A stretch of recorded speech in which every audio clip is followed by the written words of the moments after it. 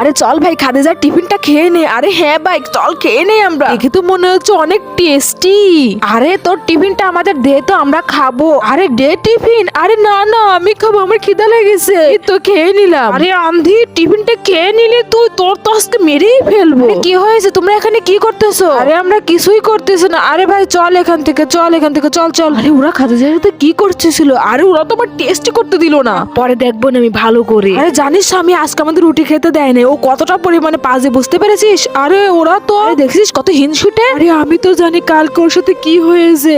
বন্ধুরা, অন্যদের মতো আমি কসম দেব না। এই আল্লাহ লেখাটা যদি ভালো লেগে থাকে তাহলে ভিডিওটিকে লাইক এবং চ্যানেলটি সাবস্ক্রাইব করে দিও এবং কমেন্টে লিখে যাও আই লাভ ইউ আল্লাহ। আরে ওয়াও, খাদিজা টিফিন এনেছে, তাড়াতাড়ি করে আমি টিফিনটা খেয়ে ফেলি। কিন্তু টিফিনটাতে কি আছে? আরে রুটি আছে, একটু রুটি খেয়ে ফেলে আমি। এই তো কেমন মজা হয়েছে।